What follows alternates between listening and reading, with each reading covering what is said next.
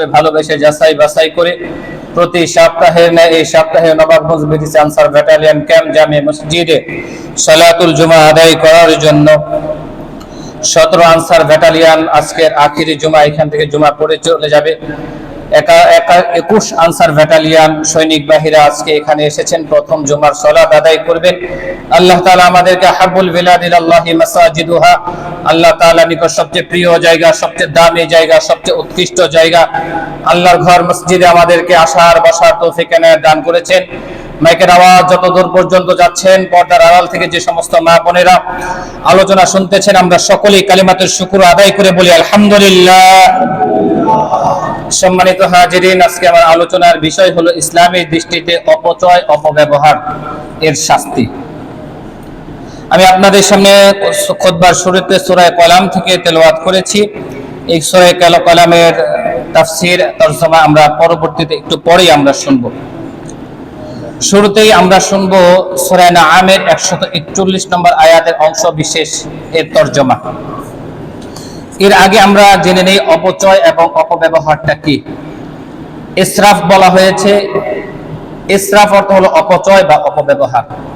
প্রয়োজনের অতিরিক্ত খরচ করাকে বলা হয় অপব্যবহার বা অপচয়। উদাহরণস্বরূপ মনে করেন এখন আমের মৌসুম, আম চলে আসছে, আপনি এখন আপনার বাড়িতে আচার দিবেন, আম এখনো পাকেনি, কিন্তু আপনি 10 বয়ম আচার আপনি দিয়ে দিলেন, কিন্তু 10 বয়ম বা 10টা আইটেম আপনার আচার প্রয়োজন নাই, আপনার ফ্যামিলিতে মানুষ কম, আপনি যে এখানে বেশি করলেন, এটাই হলো অপচয়। প্রয়োজনের অতিরিক্ত খরচ করাটাই হলো অপচয় বা অপব্যয়। মনে করেন আপনি একজন দিনমজুররা স্বাভাবিকভাবে পানি কিনে পান করে না, কিন্তু আপনি পানি কিনে সব সময় পান করেন, আপনার শরীর সুস্থ আছে, তারপর আপনি এখানে ভাব নেওয়ার জন্য আপনি পানি কিনে এরপরে বোতলে পানি পান করতেছেন, এটাই হলো অপচয়। এর জন্য অপচয় করা যাবে না, আর অপচয়কে আল্লাহ পছন্দ করেন না। আমার কথা বুঝে থাকলে বলেন, কে পছন্দ করেন না?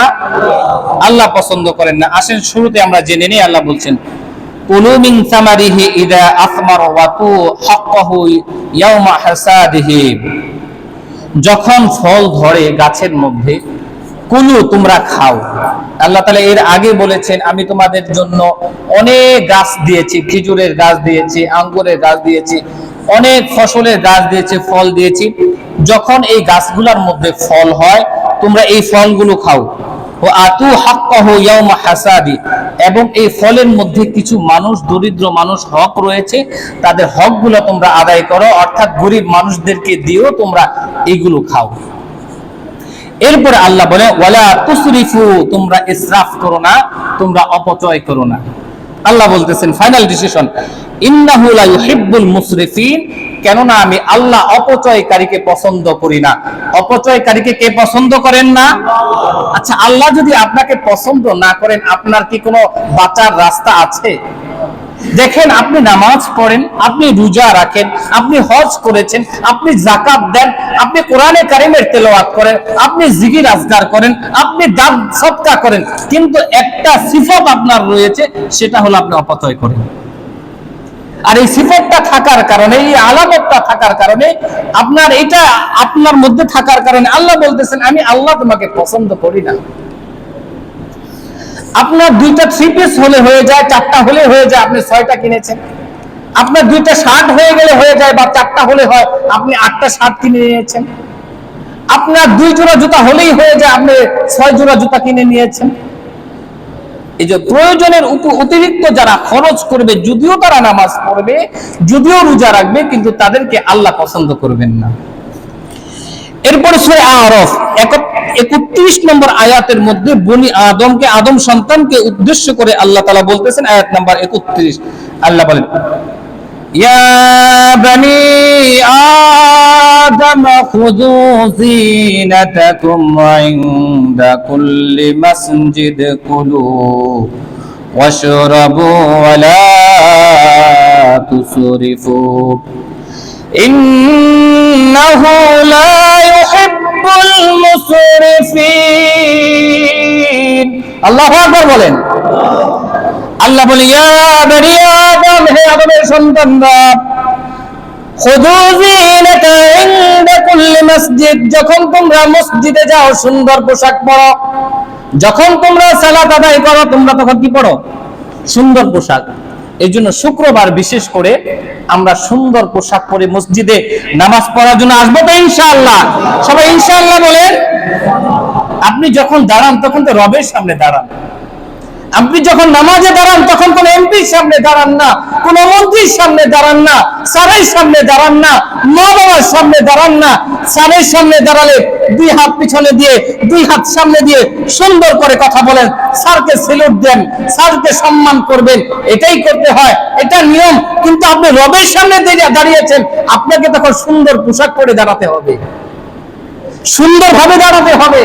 এই জন্য আল্লাহ তাআলা বলেন, ও আমার বান্দা, হে আদমের সন্তানরা শুনো, যখন তোমরা মসজিদে আসবে, যখন তোমরা সালাত আদায় করবে, তোমরা উত্তম পোশাকটা পরিধান করে আমার সামনে দাঁড়াও।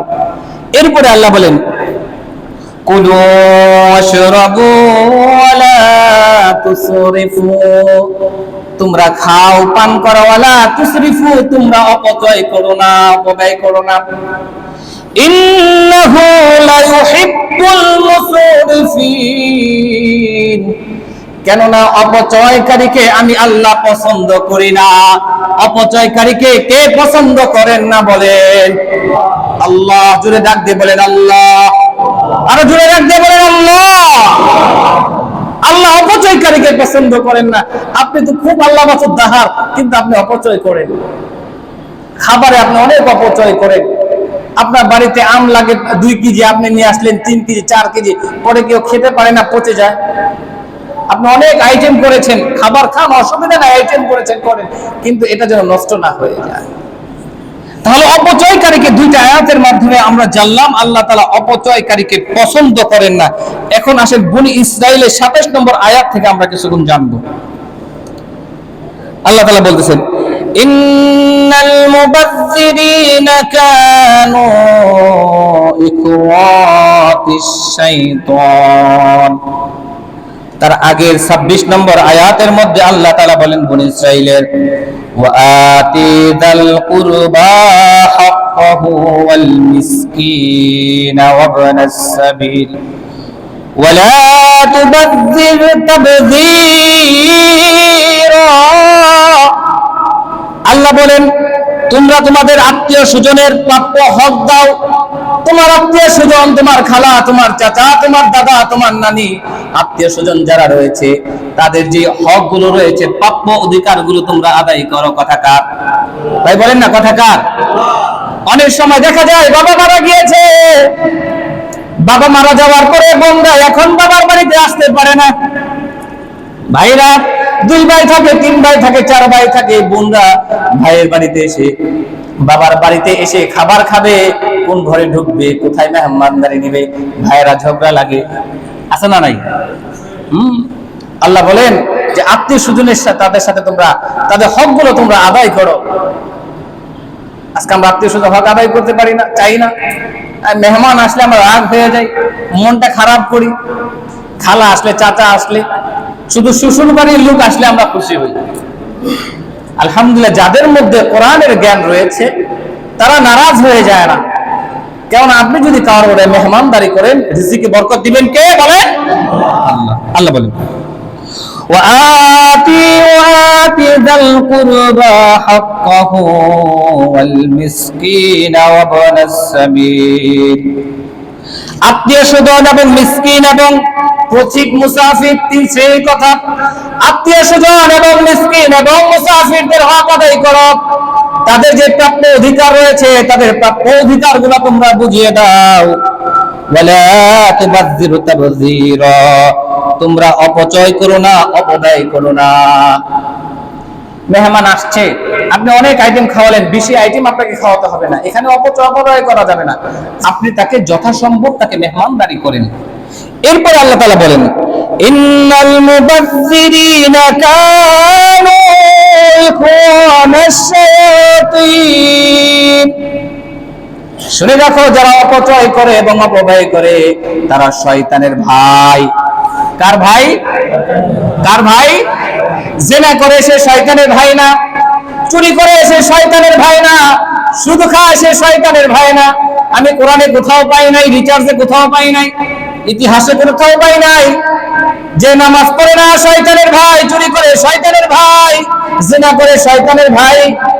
কিন্তু বলে আল্লাহ তাআলা বলেন যে নাকি অপচয় করে সে কার ভাই? আর শয়তানের ভাই যে হয় সে কি বলেন? শয়তানের ভাই যে সে কি? আপনারই বলেন শয়তানের যে ভাই সেও শয়তান। সুতরাং যারা অপচয় করে তারা কি ভাই? শয়তান। কথা কার? কথা কার? আল্লাহর। আমার তো কথা না, আল্লাহর কথা। যারা অপচয় করে তারা শয়তানের ভাই। আর যারা শয়তানের ভাই হয় তারা কি কখনো মুক্তি পাবে? না না। এই জন্য অপচয় করা যাবে না, অপব্যয় করা যাবে না। আমরা মুসলমান, কোরআন যে আমাদেরকে দিক নির্দেশনা দিয়েছে সেখানে আমাদেরকে সেইভাবে আমাদেরকে চলতে হবে। এরপরে আল্লাহ দেখো খুব চমৎকার করে বলতেছেন, ওয়া ইম্মা তু'রিদান্না আনহুম ইবতিগাআল রাহমাতি মির রাব্বিকা তারজুহা ফাকুল লাহুম কাওলাম মাইসুরা। এই শুনো, তোমরা যদি তোমাদের আত্মীয়-স্বজনকে পাশ কেটে যেতে চাও, তোমার বাড়িতে আসে তোমার মেহমান, তোমার বোন, তোমার খালা, তোমার মামা, তোমার চাচা, আত্মীয়-স্বজন যদি আসে তাদেরকে পাশ কেটে যেতে চাও, ফাকুল লাহুম কাওলাম মাইসুরা, তোমরা তাদের সাথে সুন্দর নম্র ব্যবহার করো, ভালোভাবে কথা বলো। ভাই কথা বোঝার চেষ্টা করবেন। আপনি এক বাড়িতে মেহমান আসছে, আপনি ভালো খাবার খাওয়াতে পারেন না, তাকে মেহমানদারি করতে পারেন না, কোনো অসুবিধা নেই, কিন্তু হক আপনাকে আদায় করতে হবে। কিন্তু আল্লাহ তাআলা বলতেছেন তার সাথে তুমি সুন্দর ব্যবহার করো, ভালো ব্যবহার করো, ভালোভাবে কথা বলো। আমরা আছি তো মেহমানদারি তো করি না, বরঞ্চ তাদের সাথে আমরা খারাপ ব্যবহার করি, তাদের সাথে আমরা উগ্র ভাষায় কথা বলি। এরপরে বনী ইসরাঈলের 29 নম্বর আয়াতের মধ্যে আল্লাহ বলেন, ওয়ালা তাজআল ইয়াদাকা মাগলুলাতান ইলা উনুকিক, এবং তোমাদের হাত তোমাদের গলার মধ্যে আটকে রেখো না। ওয়ালা তাবসুতহা কুল্লাল বাসতি, এবং তোমার দুই হাতকে একেবারে প্রসারিত করো না। ফাতাকউদা মালুমান মাহসুরা, যদি করো তাহলে তোমরা নিঃশেষ হয়ে যাবে। তোমার দুই হাতকে তুমি তোমার গলার মধ্যে আগলে রেখো না, আটকে রেখো না। এর অর্থ হলো তুমি কিপটামি করো না, কৃপণতা করো না। কি করো না ভাই? কথা বুঝবেন। একদিকে বলছেন ইসরাফ করো না, অপচয় করো না, আরেকদিকে বলছেন আল্লাহ তাআলা কৃপণতা করো না, কিপটামি করো না, যেটা আমাদের গ্রাম্য ভাষায় বলা হয় কিপটামি। কিপটামিও করা যাবে না, অপচয়ও করা যাবে না। অনেক সময় দেখি যে অনেকে কিপটামি করে, কৃপণতা করে। এই কৃপণতা করাও খারাপ। কেমন কৃপণতা করে? তার বাড়িটা রাস্তার সামনে, রাস্তার সামনে একটা বাতি জ্বালায় রাখছে, রাতে যখন সে ঘুমাবে তখন বাতিটা বন্ধ করে 10টার সময় ঘুমায়। আছে না নাই? আপনারা দেখেন নাই? আমি দেখেছি। বাতিটা কেন বন্ধ করে? সারা রাত বিল উঠবে। এটা হলো কিপটে, এলো কৃপণ। আরে ভাই, আপনি বাতিটা জ্বালিয়ে রাখেন, আপনার বাড়ির সামনে, এই রাস্তার সামনে আপনার বাড়িটা, মানুষগুলো যাবে, এই আলো দিয়ে যাবে, এই রাস্তা দেখে দেখে যাবে। যতগুলো মানুষ যাবে ততগুলো মানুষের প্রত্যেকটা কদমে নেকি হবে, আর এই নেকির সওয়াব আপনার পুণ্যের খাতার মধ্যে লেখা হবে। সুবহানাল্লাহ। এই জন্য কৃপণতাও করা যাবে না। আসেন কৃপণতার একটা ঘটনা আপনাদেরকে আমি শোনাই। সূরা কলামের মধ্যে আল্লাহ তাআলা ঘটনা আমাদেরকে শুনিয়েছেন 16 নম্বর আয়াত থেকে। যাদেরকে আল্লাহ তাআলা টাকা পয়সা দেয়, অনেকেই তারা মনে করে আমরা আল্লাহ প্রিয় বান্দা। অনেকেই এটা মনে করে যে আমরা প্রিয় বান্দা দেখি আল্লাহ আমাদেরকে টাকা পয়সা দিয়েছেন। বিসমিল্লাহ, লাকাল হামদু ওয়া লাকাশ শুকর। এর জন্য আমাদেরকে ক্ষমতা দিয়েছেন, এর জন্য আমাদেরকে চেয়ার দিয়েছেন, এটা অনেকেই মনে করে। এবং মক্কার জামানা, মক্কা রাসূলের জামানায় মক্কার কাফেররাও এই কথা মনে করতেন। রাসূল করিম সাল্লাল্লাহু আলাইহি ওয়াসাল্লামকে বলতেন যে মুহাম্মদ, আল্লাহ আমাদেরকে বেশি পছন্দ করেন। তুমি বলো যে ইসরাফ করে তাকে আল্লাহ পছন্দ করেন না। আমরা তো দেখি আল্লাহ আমাদেরকে পছন্দ করেন। এই কারণে ক্ষমতা আমার হাতে, চেয়ার আমার হাতে, গদি আমার হাতে, টাকা পয়সা আমাদের হাতে, প্রশাসন আমাদের হাতে, আমরাই তো অট্টালিকার মালিক। আমাদের ঘরের মধ্যে এসি, আমাদের সামনে পিছনে মানুষ থাকে। মুহাম্মদ, তোমার পিছনে কেউ থাকে না। এই তাদের কথার পরিপ্রেক্ষিতে আল্লাহ তাআলা জবাব দিয়ে বললেন, কোরআনে কারিমের আয়াত নাযিল করলেন, এবং তাদেরকে পূর্বের জামানার এক ব্যক্তির ঘটনা শোনালেন। যেই ব্যক্তির ঘটনা শুনিয়েছেন সেই ব্যক্তি বাড়িটা ছিল ইয়ামানে। কোথায় ভাই? আরে বলেন না ভাই, কোথায়? ইয়ামানে। ইয়ামানের এক শহরের কাছাকাছি একটা জায়গার নাম হলো সনা। কাছাকাছি গ্রামের নাম কি ভাই? সনা। ওই এলাকার একটা গ্রামের নাম হলো জারওয়ান। জারওয়ান, দাল দে, জারওয়ান। কি বললাম ভাই? যেই দেশটা, দেশের নাম ইয়ামান, দেশটার নাম সবাই বলতে হবে। দেশটার নাম, শহরের কাছাকাছির নাম সনা। শহরের কাছাকাছির নাম সনা। যে গ্রামে গিয়েছেন সেই গ্রামের নাম জারওয়ান। এই জারওয়ান গোত্রের এক ব্যক্তি ছিল, খুব দিনদার, খুব পরহেজগার, খুব আল্লাহওয়ালা। সে তার বাগানের মধ্যে যে আমগুলো হতো, যেদিন তিনি আম পাড়তেন, আম পাড়ার সময় বাড়িতে আশেপাশে যত মিসকিন দরিদ্র গরিব মানুষগুলো আসতেন তাদেরকে ওই ফসলগুলো দিতেন, আম দিতেন। লিচুর সময় যখন লিচু পেকে যেত তখন তিনি লিচু পাড়তেন, সেদিন অনেক মিসকিন আসতেন, আসার পরে তাদেরকে ওই মিসকিনদেরকে তারা দিত, ওই ব্যক্তি দিতেন। এইভাবে তার বাড়িতে যত ফসল হতো, যত ফল হতো, কাটার দিন, কাটার সময় হলে মানুষ এসে ভিড় করলে মিসকিন, আত্মীয় স্বজন, মুসাফির, তিন শ্রেণীর কথা বলেছেন। মিসকিন, মুসাফির, আত্মীয় স্বজন যারা ছিল তাদেরকে তারা বন্টন করে দিতেন। ওই বাবা যখন মারা যায় তার 5 জন সন্তান থাকে।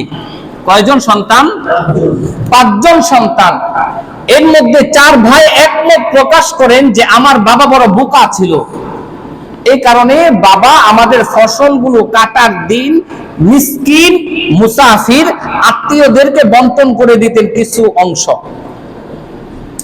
4 ভাই সিদ্ধান্ত নিলেন যে আমরা এইগুলো দিব না, এবং 5ম ভাইয়ের কাছে গিয়ে তাকেও ফুসলালেন, তাকেও বললেন। এই 4 ভাইয়ের বিবি, 4 ভাইয়ের স্ত্রী ছিল দুনিয়াদার। দুনিয়াদার স্ত্রী হলে তার সংসারটা আগুন হয়ে যাবে। আর যদি দিনদার কোনো মেয়ে হয়, পরহেজগার কোনো মেয়ে হয়, পর্দানিশীন কোনো স্ত্রী আপনি পেয়ে যান, ঘরটা জান্নাতের বাগান হয়ে যাবে। আলহামদুলিল্লাহ বলেন। এর জন্য আমি মাঝে মধ্যেই বলি, দিনদার মেয়ে দেখে বিয়ে করবেন, আর রাসূল এটা বলেছেন। এখন বাবা মারা গেলেন। বাবা মারা যাওয়ার পরে 5 ভাই একত্র হলেন। 4 ভাই বলতেছেন আমার বাবা বড় বোকা ছিল, এই কারণে সমস্ত কিছু অর্ধেক বন্টন করে দিতেন, আত্মীয় স্বজনকে দিতেন। 5ম ভাইয়ের কাছে আসার পরে বলে আমরা চাচ্ছি আমরা এইগুলো দিব না, তোমার কি মতামত? 5ম ভাই, সবচেয়ে ছোট ভাই, সে বলে না না না, আমার বাবা বড় দিনদার ছিল, পরহেজগার ছিল, মুত্তাকি ছিল। আমার বাবাকে দেখেছি আমের সময় আমার ফুপুদের বাসায় আম পৌঁছিয়ে দিত। আমার বাবাকে দেখতাম তরমুজের সময় খালাদের বাড়িতে তরমুজ পৌঁছিয়ে দিত, কাঁঠালের সময় কাঁঠাল পৌঁছিয়ে দিত, লিচুর সময় লিচু পৌঁছিয়ে দিত। বাড়িতে যেই ফসলগুলো আসতো আত্মীয় স্বজনকে দিত, মিসকিনদেরকে দিত, মুসাফিরদেরকে দিত। আমিও চাই আমার বাবার মতো দেওয়ার জন্য। মুসলমান ভাইরা আমার, 4 ভাই যখন বিড়াবিড়ি করে, এক ভাই 4 ভাইয়ের সাথে পারে না। 4 ভাই সবাই এক ভাইকে জুদাজুদি করার কারণে এক ভাইও 5 ভাই মতামত করলেন, ঠিক আছে আমরাও ফল কাটার দিন আমাদের আত্মীয় স্বজন মিসকিন দরিদ্রকে দিব না। আল্লাহ তাআলা কোরআনে কারীমের মধ্যে এই ঘটনা আমাদেরকে শোনান, ইন্না বালাউনাহুম কামা বালাউনা আসহাবাল জান্নাহ। আল্লাহ তাআলা বলেন আমি মক্কার কাফেরদেরকে পরীক্ষা নিয়েছি, কামা বালাউনা আসহাবাল জান্নাহ, যেমনি ভাবে আমি বাগানের অধিবাসীদেরকে পরীক্ষা নিয়েছিলাম। অর্থাৎ 5 ভাইকে আল্লাহ তাআলা পরীক্ষা নিয়েছিলেন। ইযা কসামু লায়াসরিমুন্নাহা মুসবিহিন, পাঁচ ভাই কসম করলেন আমরা ফসল কাটবো সকালবেলা। যখন তারা পাঁচ ভাই কসম করলেন সকালবেলা আমরা ফসল কাটবো, সকালবেলা আম পারবো, সকালবেলা লিচু পারবো, সকালবেলা আঙ্গুর পারবো, সকালবেলা খেজুর গুলো পারবো, সকালবেলা মানুষ ঘুম থেকে ওঠে না, ওই সময়তে কাটার কারণে মানুষ আসতে পারবে না, আমরা এগুলো সমস্ত কিছু কেটে বাড়িতে নিয়ে আসবো। ওয়ালা তাস্তাউনা ওয়ালা ওয়ালা ইস্তাসনুন, তারা একটু ব্যতিক্রম করলো না, অর্থাৎ তারা ইনশাআল্লাহ বলল না। ইনশাআল্লাহ কি বলে নাই? ইনশাআল্লাহ বলে নাই। আল্লাহ তাআলা বলেন ফাতাফা আলাইহা তাইফা তাইফুম মির রাব্বিকা ওয়া হুম নাইমুন। আল্লাহ তাআলা বলেন নবীকে উদ্দেশ্য করে, তোমার রব তাদের উপরে বিপদ পতিত করলো ওয়া হুম নাইমুন, যখন তারা ঘুমিয়েছিল। যখন এই পাঁচ ভাই কি ছিল ভাই, কি অবস্থায় ছিল? ঘুমিয়েছিল। যখন ঘুমিয়েছিল তখন আল্লাহ তাআলা ওই ফসলের উপরে আল্লাহ তাআলা গজব নাজিল করলেন, সব পুড়ে ছাই হয়ে গেল। ফাসবাহাত কাসরিম, সব গিয়ে দেখলো তারা ফসলগুলো যেন কাটা কাটা ফসলগুলো কাটা ক্ষেতের মতো, মানে পুড়ে ছাই হয়ে গেছে। ফাতানাদাউ মুসবিহিন, সকালবেলা তারা ডাকলো একজন আরেকজনকে, আনি গুদু আলা হারসিকুম ইন কুনতুম সারিমিন, যদি তোমরা ফসল কাটতে চাও সকালবেলা বললো তাহলে তাড়াতাড়ি চলো, তাড়াতাড়ি চলো।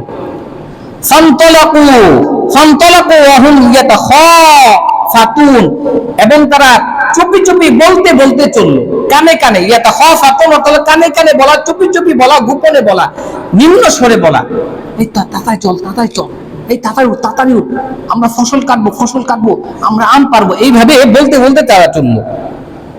এবং বলল আল্লাহ ইয়াদখুলান্নাহাল ইয়াওমা আলাইকুম মিসকিন, আজকে আমরা কোন মিসকিনকে আমাদের বাগানের মধ্যে প্রবেশ করতে দেব না। আমাদের বাবা যেদিন ফসল কাটতেন, আম পাড়তেন, মিসকিনরা আসতেন তাদেরকে দিতেন, আত্মীয় স্বজন আসতেন তাদেরকে দিতেন, মুসাফির আসতেন তাদেরকে দিতেন। আমরা আজকে কোন বাগানে কোন মিসকিনকে প্রবেশ করতে দেব না। ওয়াগাদাউ আলা হারবিন কাদিরিন, তারা দ্রুত চলতে লাগলো যেন কোন মিসকিন প্রবেশ করতে না পারে। ফালাম্মা রাআউহা ক্বালু ইন্না লাযাল্লুন,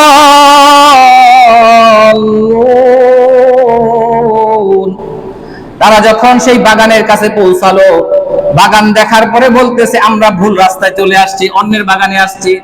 লাযাল্লুন, সব পথ আমরা তো পথভ্রষ্ট হয়ে গেছি, এগুলা সব নষ্ট হয়ে গেছে, সব নষ্ট হয়ে গেছে। এখন তারা মনে করতেছে যে অন্য কোনো বাগানে তারা আসছে, কিন্তু বিষয়টা তা নয়, ওগুলো তো সব নষ্ট হয়ে গেছে। একটু পরে পাঁচ ভাই বলতেছে বাল নাহনু মাহরুমুন, বরঞ্চ আমরা তো মাহরুম হয়ে গেলাম, আমরা বঞ্চিত হয়ে গেলাম, আমাদের ফসলগুলো নষ্ট হয়ে গেছে। এখন এই চার ভাইয়ের মধ্যে এক ভাই যে তুলনামূলক ভালো ছিল, সে কি বলতেছেন, ক্বালা আউসাতুহুম আলাম আকুল লাকুম লাউ তুসাব্বিহুন, আমি কি তোমাদেরকে বলি নাই তোমরা আল্লাহ তাআলার প্রশংসা করো, আল্লাহর তাসবিহ পাঠ করো? আমি জানতে চাই কার তাসবিহ পাঠ করো? আরে বলেন না ভাই, কার তাসবিহ পাঠ করো? আল্লাহ। অর্থাৎ আল্লাহকে তোমরা স্মরণ করো, আমার বাবা যেভাবে দান করে গিয়েছে তুমি সেভাবে তোমরা দান করো, তোমরা কিপটামি করো না, কৃপণতা তোমরা করো না। তোমরা কেন তাসবিহ পাঠ করলে না, আল্লাহকে স্মরণ করলে না, আল্লাহর কথা মনে রাখলে না? তাহলে তোমরা এই কাজ করতে পারতে না। তুলনামূলক ওই চার ভাইয়ের মধ্যে এক ভাই যে ভালো, সেই কথা বললেন। তখন ভাইরা বলতেছেন ক্বালু সুবহানা রাব্বিনা ইন্না কুন্না যালিমিন, আমরা আল্লাহ তাআলার তাসবিহ পাঠ করে, আল্লাহ তাআলার প্রশংসা করে, তার মহত্ব ঘোষণা করে আমরা নিজেদের উপরে জুলুম করেছি। ফাআকবালা বাদুহুম আলা বাদি ইয়াতালাওয়ালুন, এখন পরস্পরকে তারা একজন আরেকজনকে দোষারোপ করতেছে। আরে তোর পরামর্শ শুনে আমি এই কাজটা করছি, বল তুই আমারে পরামর্শ করছিস, বল তুই আমারে উৎসাহিত করছিস। এখন চারো ভাই ঝগড়া লাগছে। এই জন্য ভাইয়েরা যদি ভালো থাকে যদি ভাইয়েরা ভালো থাকে, মিল থাকে, দেখবেন সংসারের মধ্যে বরকত কে দিবে? ফসলে কে বরকত দিবে? এই বাবা মারা গেছেন, গাছ লাগাইছেন, এই গাছের ফল কে খাবে? আমি খাবো না ওই খাবো, এই নিয়ে মারামারি লাগে। কিন্তু এটা যদি সবাই মিলে খায়, এইটাকে বন্টন করে, এটার মধ্যে বরকত আল্লাহ তাআলা দিবেন। আপনি মনে রাখবেন যে আপনাকে আল্লাহ তাআলা টাকা পয়সা দিয়েছেন বলে আল্লাহ আপনাকে বড় মহব্বত করেন, বড় ভালোবাসেন, বিষয়টা তা না। আল্লাহ কোরআনে কারিমে তুলে ধরছেন। এরপরে আল্লাহ তারা বলছে, কলিয়া হইলানা ইন্না কুন্না তাগীন, আমরা তো পথভ্রষ্ট হয়ে গেলাম, হ্যাঁ আফসোস, আমরা তো সীমা লঙ্ঘন করলাম। এরপরে তারা বলছে, আসা রাব্বুনা আইয়ুবদিলানা খায়রাম মিনহা ইন্না ইলা রাব্বিনা রাগিবুন। আমরা আল্লাহ তাআলার কাছে আশা রাখি, আল্লাহ তাআলা আমাদেরকে এর পরিবর্তে উত্তম বাগান দিবেন। মুফাসসিরিনে কিরাম লেখেন, এর অর্থ হলো এটা তাদের ভুল বুঝতে পেরে আল্লাহর কাছে তওবা ইস্তিগফার করেছেন। এর জন্য আমরা যারা নাকি এইভাবে কৃপণতা করে এবং ইসরাফ করি, আমরা তওবা করব, আমরা আজকে থেকে ইসরাফ করব না, কৃপণতা করব না, ইনশাআল্লাহ বলেন। এখন দেখেন আল্লাহ বলেন, কাযালিকাল আযাব, এটা হলো তাদের জন্য শাস্তি। এই যে তারা যে দান করতে চায়নি, কৃপণতা করেছে, এটা তাদের জন্য শাস্তি। তাদের আমগুলো এখন আগের মতো হয় না। আপনারা দেখবেন, আপনার বাড়িতে যদি আম গাছ থাকে, লিচু গাছ থাকে, ফলের গাছ থাকে, আপনারা এই কথাটা মনে রাখবেন, আপনার আত্মীয় স্বজনকে যদি দেন, তাহলে আপনার এই গাছের মধ্যে আল্লাহ বরকত দিবেন। আমার নানার বাড়িতে একটা আম গাছ আছে, এই আম গাছটা আমার আমাদের খালা আছে, তিনজন মা খালারা 3 বাড়িতে দিবে, আমার বোনের বাড়িতে দিবে, আমার খালতো বোনের বাড়িতে দিবে, মানে অনেক বাড়িতে আমার মামা এটাকে বন্টন করে। একটা আমের গাছ, বরকত কে দেয় ভাই? আরে বলে না, বরকত কে দেয়? হ্যাঁ, আমার নানি এটা দেওয়া শিখিয়েছেন, এই কারণে আমার মামা দেন, আর এইটার কারণে আমার মাও দেন। আমাদের বাড়িতে একটা আম গাছ ছিল, বিশাল বড়। তো আম গাছটা গত বছর আমরা একটু বালাখানা তৈরি করব বলে, রুম তৈরি করব বলে কাটা হয়েছে। তো এটা কাটা নিয়ে আমাদের ভাইদের ভিতরে মনোমালিন্য হয়েছে, যদিও পরামর্শ করে আমরা কেটেছি। তো পাশের বাড়ি এক ভাবি আমার মাকে বলছেন যে, চাচি আপনার বাড়ির এই আম গাছে কত আম খাইছি, কত আপনি আম খাওয়াইছেন, অনেক আম খাওয়াইছেন, আপনার মতো কেউ দেয়নি। একটা পিসবল গাছ ছিল, আমার মা এটা বন্টন করতেন মানুষদের মধ্যে, আর দেখতাম আলহামদুলিল্লাহ অনেক বরকত হতো, অনেক বরকত হতো। এই জন্য আপনার বাড়িতে যদি আম গাছ থাকে, আমের মৌসুম, লিচু গাছ থাকে, লিচুর মৌসুম, এটা আত্মীয় স্বজনকে দিবেন, বরকত আল্লাহ তাআলা দিবেন। আর যদি কৃপণতা করেন, দেখবেন যে পরের বছর আম হয় না। গত বছর আম হয়েছে, এই বছর হয় না, এমন আছে না? ওই বছর আম হয়েছে, এই বছর আপনি তো দেন না, হবে কিভাবে? আপনি খালি একাই খাওয়ার চিন্তা ভাবনা করেন। আপনি যদি কৃপণতা না করে দেন, তাহলে আল্লাহ তাআলা বরকত দিয়ে দেবেন।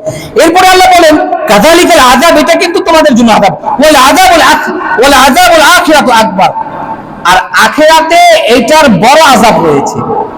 আল্লাহ বলেন, আখিরাতে তো তোমাদের আযাব, আখিরাতে এর থেকে বড় আযাব রয়েছে। কেন? লাউ কানু ইয়ালামুন, যদি তোমরা জানতে। কি আযাব রয়েছে সূরা ওয়াকিয়ার মধ্যে আসছে, আমি সংক্ষেপে বলছি। আল্লাহ তাআলা বলতেছেন এই আয়াতের মধ্যে, সূরা ওয়াকিয়ার মধ্যে, যে তারা যে দুনিয়ার মধ্যে ভোগ বিলাস করত, এই কারণে তাদেরকে শাস্তি দেওয়া হবে। তারা অপচয় করত, অপচয় করার কারণে তাদেরকে ফুটন্ত পানির উপরে ফুটন্ত গুলিত পানিগুলো তাদেরকে খাওয়ানো হবে। কেন? দুনিয়া তারা অপচয় করত, অপব্যয় করত, এই কারণে তাদেরকে সেই শাস্তিটা দেওয়া হবে। এই জন্য আমরা অপচয় করব না।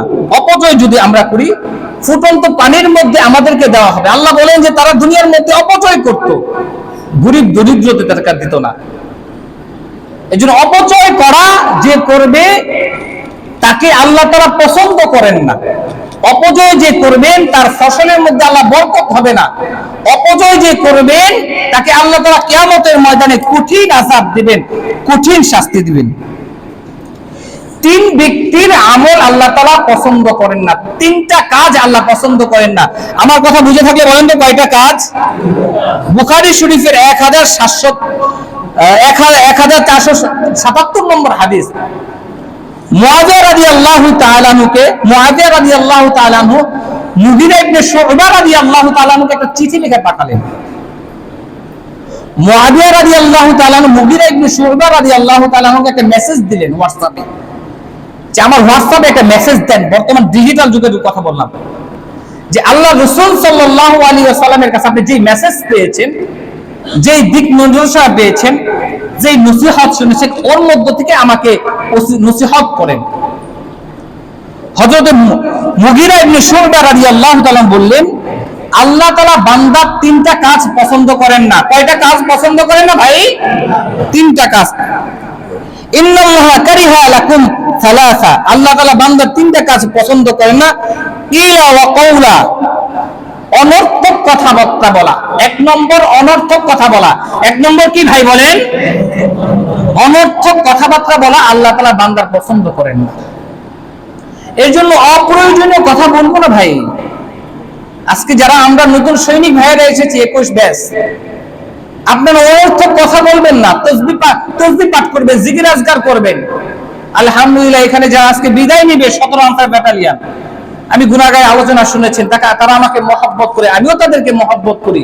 এর আগেও যারা ছিলেন, যাবার পরেও তারা যোগাযোগ রেখেছেন। তা আমি গত জুমায়ও কিন্তু অপচয় অনর্থক কথাবার্তা সম্পর্কে আলোচনা করেছিলাম, তার আগের জুমায়ও আলোচনা করেছিলাম। মুমিনের একটা গুণ হলো ওয়াল্লাযীনা আনুল লাগুল মুরিদুন কদ আফলাহাল মুমিনুন, মুমিনগণ সফল হয়েছে। ওয়াল্লাযীনা হুম আনিল লাগবি মুরিদুন, যারা অনর্থক কথাবার্তা থেকে নিজেকে বাঁচিয়ে রাখে। তো রাসূল করিম সাল্লাল্লাহু আলাইহি ওয়াসাল্লাম বলেছেন, তাকে চিঠি লিখে পাঠালেন, হোয়াটসঅ্যাপ থেকে উত্তর দিলেন মুআবিয়া রাদিয়াল্লাহু তাআলা আনহুকে। আল্লাহ রাসূল বলেছেন অনর্থক কথা বলবে না। 2 নম্বর ওয়া ইদাআতাল মাল, মাল নষ্ট করবে না, অর্থাৎ অপচয় করবে না। কি করবে না ভাই? বলেন না, কি করবে না? অপচয় করবে না। 2 নম্বর, এই অপচয়কারীকে আল্লাহ পছন্দ করেন না। 3টা কাজ আল্লাহ পছন্দ করেন না। অনর্থক কথাবার্তা বলা আল্লাহ পছন্দ করেন না। মাল নষ্ট করা আল্লাহ পছন্দ করেন না, অর্থাৎ ইসরাফ করা, অপচয় করা, অপব্যয় করা আল্লাহ পছন্দ করেন না। 3 নম্বর ওয়া কাসরাতুস সুয়াল, অতিরিক্ত প্রশ্ন করা আল্লাহ পছন্দ করেন না। অতিরিক্ত প্রশ্ন করে পছন্দ করেন না। প্রশ্ন করে একটা বসলো, কোনো দরকার নাই প্রশ্ন করে। আমার হোয়াটসঅ্যাপে 100-র উপরে মেসেজ আছে শুধু প্রশ্ন, অনর্থক প্রশ্ন দেখে আমি ঢুকিই নাই, দেখিই নাই। 100-র উপরে খালি অনর্থক প্রশ্ন। হ্যাঁ, যেটা প্রয়োজনীয় প্রশ্ন করে আলহামদুলিল্লাহ ওটা দেওয়ার চেষ্টা করি, বলতে দেই যেটা প্রয়োজনীয় প্রশ্ন। অপ্রয়োজনীয় একটা প্রশ্ন করে দিল। তো এই 3টা কাজ আল্লাহ পছন্দ করেন না। এর মধ্যে 2য় নাম্বার যেটা, সেটা হলো অপব্যয় বা অপচয় করা। কিয়ামতের ময়দানে আল্লাহ তাআলা 5টা প্রশ্ন করবেন। কয়টা প্রশ্ন করবেন? রাসূল করিম সাল্লাল্লাহু আলাইহি ওয়াসাল্লাম, লা তাযালু কদামা ইবনে আদম ইয়াউমাল কিয়ামাতি ইনদা রাব্বিহি হাত্তা ইউসআলা আন খামসিন। বনি আদম 5টা প্রশ্নের উত্তর দেওয়া ছাড়া তার কদমকে 1 ইঞ্চি পরিমাণ সরাতে পারবেন না।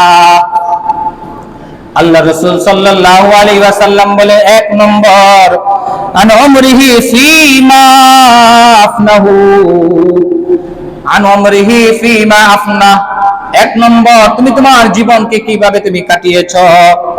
আমি সংক্ষেপে বলতেছি, আমাদের 40 বছর জিন্দেগি, 70 বছর জিন্দেগি, 80 বছর জিন্দেগি আমরা কিভাবে পার করেছি, এই প্রশ্নটা আল্লাহ তাআলা করবেন।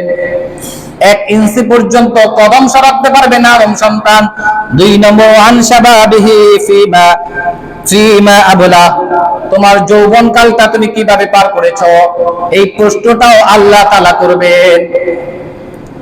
3য় নাম্বার ওয়া মালিহি মিন আইনা ইকতাসাবা, এবং তুমি তোমার সম্পদ কোন রাস্তায় তুমি আয় করেছো, কিভাবে তুমি উপার্জন করেছো, এই প্রশ্নটা আল্লাহ তাআলা করবেন। 4র্থ নাম্বার বিষয়টা হলো আমার বলার উদ্দেশ্য, ওয়াসিমা আফনাহু, এবং তুমি তোমার টাকা পয়সাগুলো কিভাবে কোন রাস্তায় খরচ করেছো, সেটাও আল্লাহ তাআলা জিজ্ঞাসা করবেন। হ্যাঁ, এর জন্য যেখানে সেখানে আপনি খরচ করতে পারবেন না, অপচয় আপনি করবেন না। অপচয় যদি আপনি করেন তাহলে আপনাকে আল্লাহর কাছে জবাবদিহি দিতে হবে।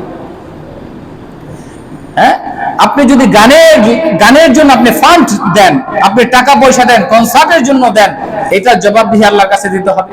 বিয়ের মধ্যে আপনি গানের আয়োজন করলেন, কনসার্টের আয়োজন করলেন, মেয়ে নিয়ে আসলেন নাচানোর জন্য, অনেক বিয়ের মধ্যে হয় গায়ে হলুদের মধ্যে অপচয় করেছেন, আল্লাহ আপনাকে পছন্দ করেন না। তওবা করে নেন যে এইগুলো আমি করব না। এরপরে 5 নম্বর ওমাদা আমিলা ফিমা আলিমা, তুমি কতটুকু জেনেছো, কতটুকু ইলম অর্জন করেছো, এর উপরে কতটুকু আমল করেছো। এর জন্য আমাদেরকে জানতে হবে, এর উপরে আমাদেরকে আমল করতে হবে। আল্লাহ আমাদের তৌফিক দান করুন, সবাই বলি আমিন। সম্মানিত হাজিরিন, যত অপচয় হয় বা অপব্যয় হয়, এর মধ্যে আমার দৃষ্টিতে, আমার রিচার্জে যেটা বের হয়ে আসছে, সবচেয়ে বেশি অপচয় করেন যারা ধূমপান করেন। যারা কি করেন ভাই, কি করেন ভাই বলেন না? ধূমপান করেন। ধূমপান যারা করেন তারা অপব্যয় করেন, অপচয় করেন। অনেক সময় আমাদের মাদ্রাসা যেহেতু লিল্লাহ ফান্ড আছে, আর অনেক সময় আমাদের জাকাতের ফান্ড আছে, কোরবানির ফান্ড আছে, গরিব দরিদ্রদের জন্য আমরা ফ্রি করি বা তাদেরকে জাকাতের টাকা দিই। আমরা অনেক ছাত্র আছে, আমরা বেতনও কমায় দিই। অনেক সময় আমার কাছে আসেন যে হুজুর একটু কমায় দেন বেতন 700 টাকা দিতে পারবে না, 500 টাকা সেটাও দিতে পারবে না। তা আমি বললাম যে আপনাকে আমি বেতন মাফ করে দিব যদি আপনি ধূমপানটা ছেড়ে দেন। প্রতিদিন ধূমপান যারা করে, একটা বিড়ির দাম, সিগারেটের দাম 10 টাকা মনে করেন, তাহলে কমপক্ষে কয়টা ধূমপান করে, কয়টা সিগারেট পান করে আপনারা বলেন না একটু? হ্যাঁ হ্যাঁ, সিগারেট যারা খায় কমপক্ষে দিনে কয়টা খায়? কমপক্ষে বলেন। আরে 3টা খায় বলে কমপক্ষে। কমপক্ষে কয়টা খায় বলেন? কমপক্ষে 3টাই দিলাম, 10 টাকা করে হলে প্রতিদিন কয়টা? 30 টাকা। তাহলে মাসে 900 টাকা। ছাত্র বেতন কত টাকা? 700 টাকা। 700 টাকা সে দিতে পারে না, আইসা মাপ চায় 200 টাকা কমান হতো, কিন্তু সে ধূমপান করে। তা আমি বললাম যে ধূমপানটা আপনি বন্ধ করেন, আমি আপনার এটা মাফ করে দিন, অসুবিধা নেই। দুই দিক থেকে বাঁচলো আপনি। দিনমজুর যারা আছেন তারা এই কাজটা করে থাকেন, তারা খুব ধূমপান করেন, অপচয় করেন, অপব্যয় করেন। দিন মজুরদের মধ্যে আমরা যেটা দেখে থাকি, তারা বাইরে নাস্তা করেন, সকালবেলা হোটেলে নাস্তা করেন। এটা অপচয়। কেন? আপনি 1 কেজি আটা নিয়ে যদি বাড়িতে নাস্তা তৈরি করে সবাই মিলে খায়, এটার মধ্যে আয় হবে। কথা ঠিক না ঠিক ভাই? এটা নিয়ে বরকত হবে, এটার মধ্যে বরকত হবে। আমি আমার আহলিয়াকে এই মাস থেকে সংসার যে খরচটা ওর কাছে আমি দিয়ে দিচ্ছি, একটা ফান্ড দিছি। কত ফান্ড দিছি এটা আপনাদেরকে বলবো না, বলছি আমি তোমার কাছ থেকে নিব আমার খরচটা। আমার সারা মাসে আমার 100 টাকা হাত খরচ নাই। সারা মাসে আমি 100 টাকা হাত খরচ করি না। আমি বাইরে সাধারণত স্বাভাবিকভাবে কিছুই খাই না, এই অভ্যাসটা আমার আগে থেকে। বাইরে কিছু খাই না, খুব কম আমি খাই। কখনো যদিও খাই সেদিন যেমন আলুর চপ বেগুনি কিনছি, আমি আমার উস্তাদদেরকে নিয়ে এরপরে আমি খেয়েছি। এক মেহমান আসছিল, আমি নিজে মাগরিব নামাজ পড়ে হোন্ডার টান দিয়ে এরপরে নিয়ে তারপরে খেয়েছি। এছাড়া একা বসে বসে চা খাওয়া, বিস্কিট খাওয়া, এটা সেটা খাওয়া আমি খাই না স্বাভাবিক। আলহামদুলিল্লাহ তাআলা বরকত দিচ্ছেন। এই জন্য আমরা অপচয় করবো। এর মধ্যে যেটা আমি বলবো সেটা হলো, যারা ধূমপান করেন আজকে থেকে তওবা করেন, আমরা ধূমপান করবো না। যাদের স্বামী ধূমপান করে, যেহেতু পর্দার আড়াল থেকে মা বোনেরা বাড়ি থেকে আলোচনা শুনতেছেন, আপনারাও আপনাদের সাহেবকে, আপনার হাজবেন্ডকে বুঝাবেন, ঝগড়া করবেন না যে তুমি ধূমপানটা ছেড়ে দাও, ধূমপানটা ছেড়ে দাও। একদিকে তো জাহান্নামের আগুন আপনি খাচ্ছেন। এর আগে আমি আপনাদেরকে আলোচনা শুনিয়েছি, যেটার কোনো উপকার নেই, সেটা হলো জাহান্নামের মধ্যে খাওয়ানো হবে, সেটা হলো একটা বিড়ি। এই ধূমপান করা যাবে না। 2 নম্বর, আমরা দেখেছি পহেলা বৈশাখের মধ্যে কিশোরগঞ্জে মিঠামুখ থেকে অষ্টগ্রাম পর্যন্ত একটা আলপনা করেছে। আলপনা রং দিয়ে সাজিয়েছে, 14 কিলোমিটার পর্যন্ত এই যে সাজালো, রং দিল, এটা অপচয়। এটার নামই হলো অপচয়। এই যে টাকাগুলো যে খরচ করলো, এই যে 14 কিলোমিটার কত টাকা খরচ করছে, এই টাকাগুলো দিয়ে যদি বাংলাদেশের মধ্যে গাছ লাগানো হতো, তাহলে আমাদের বাংলাদেশের মানুষগুলো একটু অক্সিজেন নিতে পারতো, একটু শীতল হতো। কথা ঠিক না ঠিক বলে? এত টাকা খরচ করলেন, এই টাকা দিয়ে আপনি গাছ লাগান, বাংলাদেশের মধ্যে পরিবেশটা বাঁচান, গাছ বেশি করে লাগান। এই গরমের মধ্যে পানির অভাব, পানি এখন পাওয়া যাচ্ছে না। আলহামদুলিল্লাহ আমরা তো পানি পাই। আপনি আরব দেশের মধ্যে যাবেন, কিতাবের মধ্যে পানি পানি বলতে অনেক আমরা পড়েছি। আমি বলি এত পানি বয়ান কেন? ছোট পানি, কম পানি, বেশি পানি, এই পানি সেই পানি। কিন্তু পানির কি কদর এবং মূল্যায়ন সৌদি আরবে গেলে বোঝা যায় যে একটা 7-আপের থেকে পানির দাম বেশি, তারা পানি পায় না। আমরা তো আলহামদুলিল্লাহ এমন দেশে বাস করি, আমরা সুন্দর পানি পাই, পানি পান করি। এই যে পানিও অপচয় করা যাবে না। রাসূল করিম সাল্লাল্লাহু আলাইহি ওয়াসাল্লাম হাদিসের মধ্যে আসছেন, কিতাবের মধ্যে আসছেন যে উযু করার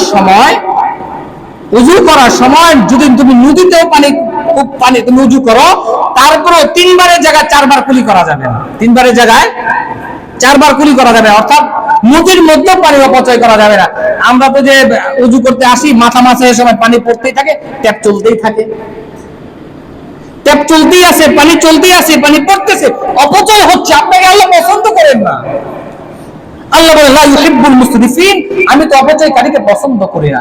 এর জন্য আজকে থেকে আমরা যারা উজু করব, মাসেহের সময় আমরা কল বন্ধ রাখবো তো ইনশাআল্লাহ, চেষ্টা করবো এটা বন্ধ রাখার জন্য, অপচয় যেন না হয়। আমি মাদ্রাসার মধ্যে যখন উজু করি, আমার একটা বদনা আছে, বদনার মধ্যে উজু করি যেন পানি অপচয় কম হয়। বাড়িতে যখন উজু করি তখন খুব পানি যেন কম পড়ে, এইভাবে আমি উজু করি।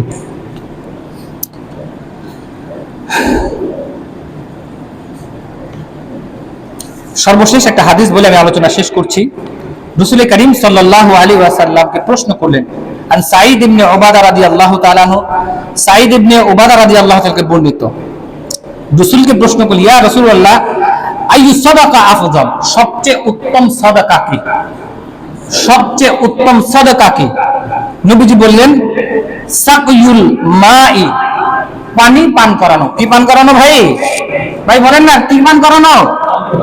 পানি পান করানো। এই গরমের মধ্যে আপনারা দেখেছেন সারা বাংলাদেশের মধ্যে অনেক মাদ্রাসা, অনেক সংগঠন, অনেক মানুষ তাদেরকে শরবত এবং পানি পান করাচ্ছেন।